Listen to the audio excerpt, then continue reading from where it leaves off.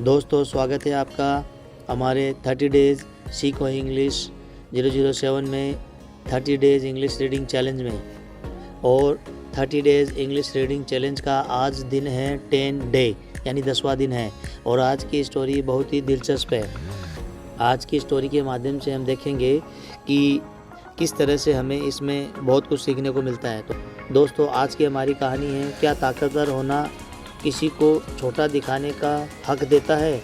आज हम 10वें दिन में द र्यूड एलिफेंट की कहानी से सीखेंगे कि घमंड का अंजाम क्या होता है। तो चलिए दोस्तों शुरू करते हैं। आज की हमारी स्टोरी का नाम है the rude elephant.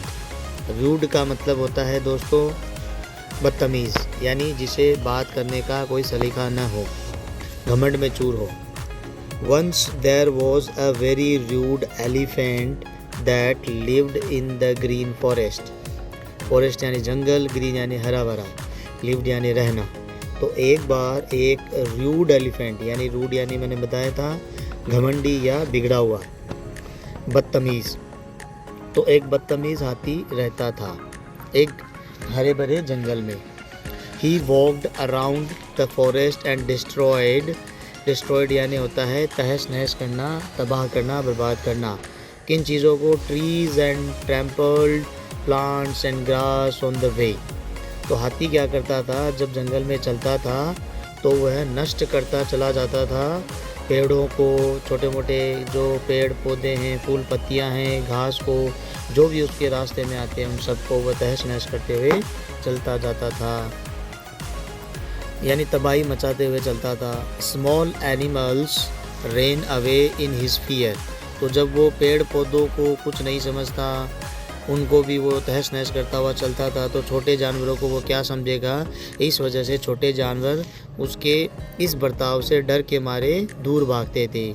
One day a fox spoke होती है स्पीक की सेकंड फॉर्म। स्पीक यानी बोलना और फॉक्स स्पोक यानी बोला। तो एक लोमड़ी बोली टू द एलिफेंट, हाथी से, एलिफेंट हाथी, you are such a large animal, आप इतने बड़े जानवर हैं, आप इतने बड़े एनिमल हैं। And all the animals want you to be the king. तो अक्सर हमने देखा है कि जो लोमड़ियाँ होती है वो चालाक प्रवृत्ति की होती है।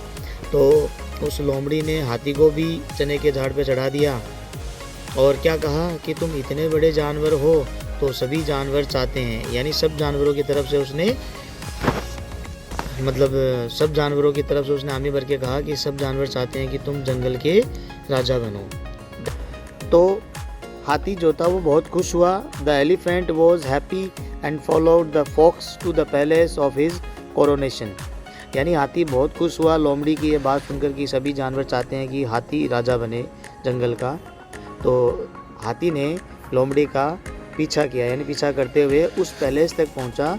कोरोनेशन यानी होते राज्याभिषेक, यानी जहाँ पे राजा का अभिषेक किया जाता है, सब लोगों के द्वारा वहाँ जिस व्यक्ति को राजा बनाया जाता है या जिस जानवर को राजा बनाया जाता है, तो अपना राज्याभिषेक करवाने के लिए उसके पीछे पीछे आया।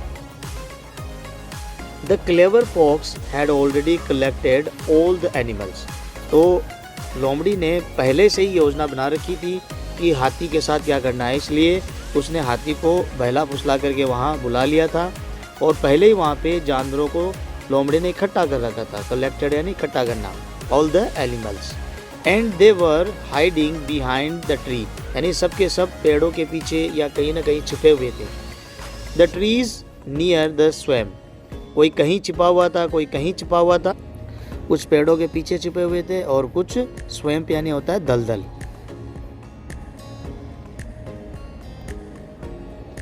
कुछ दलदल के नज़दीक छिपे हुए थे। तो इस तरह से आगे देखिए। The fox took the majestic elephant to the swamp of quicksand where the elephant got stuck in the thick and sticky mud.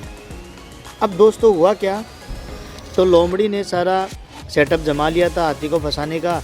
तो वो हाथी को वहाँ उस एरिया पे लेके आती है, वहीं दलदल के किनारे, और वह जल्दी सी जो स्वैम्प यानी दलदल वाला जो एरिया था वहाँ से जल्दी सी निकल जाती है और हाथी अपने भारी भरकम वजन की वजह से where the elephant got stuck in the thick and sticky mud, यानी जो दलदल वाली जगह होती है, जो बिल्कुल ऊपर से लग नहीं रही होती है कि वो दलदल है, लेकिन हाथी उसमें धीरे धीरे धंसता हुआ चला जाता है।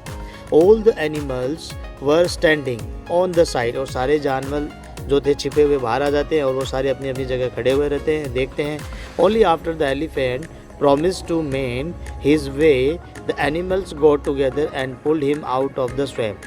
तो वहाँ पे हाथी गिड़गिड़ाता है और उनसे वायदा करता है कि वो कभी जीवन में ऐसा नहीं करेगा जो वो पहले किया करता था, और एकदम रहम की भीख सी मांगने लगता है। तो सारे जानवर जो हैं उसको छुड़ाने में लग जाते हैं और फिर उसको बाहर निकालने लगते हैं और बाहर निकाल लेते हैं, और हाथी को अपनी गलती का एहसास हो जाता है। तो दोस्तों, आज की हमारी इस कहानी का मॉरल है मेंड योर वेज। तो इसका मतलब होता है अपनी आदतों को सुधारना या अपनी राह को बदलना। तो दोस्तों, ये थी आज की कहानी। अब हम चलते हैं हमारे वर्ड्स की तरफ। तो आज के हमारे वर्ड्स हैं दोस्तों, रूड यानी होता है बदतमीज़, फॉरेस्ट यानी होता है जंगल, स्ट्रॉन्ग यानी होता है ताकतवर, प्राउड यानी होता है घमंडी या गर्व महसूस करना, ट्रबल का मतलब होता है परेशान या मुसीबत, टाइनी यानी बहुत छोटा, क्रश यानी कुचलना, इंसल्टेड का मतलब होता है अपमान करना या अपमानित महसूस होना, लेसन यानी सबक या पाठ सिखाना, ट्रंक हाथी की सूंड, बाइटिंग काटना, स्क्रीमिंग चिल्लाना, अपोलोजाइज का मतलब होता है माफ़ी मांगना। वैसे हम इसको सॉरी भी बोलते हैं और अपोलोजाइज भी बोलते हैं। काइंड यानी दयालु। तो ये थी आज की हमारी मीनिंग। तो दोस्तों, अब बारी है आज के हमारे होमवर्क की। तो दोस्तों, स्क्रीन पर दिख रहे एक हिंदी सेंटेंस को आपको इंग्लिश में ट्रांसलेट करना है और कमेंट बॉक्स में लिखना है। कोई बात नहीं दोस्तों, आप जैसा भी लिखें, गलत लिखें, सही लिखें, लेकिन आप एटलीस्ट ट्राई तो करिए। तो जितना आप ट्राई करेंगे उतना आपका कॉन्फिडेंस बढ़ेगा और आपको मज़ा आएगा इस काम में। के लिए बने रहिए हमारे डे 11 के अंदर, और तब तक कीप प्रैक्टिसिंग, कीप लर्निंग। धन्यवाद।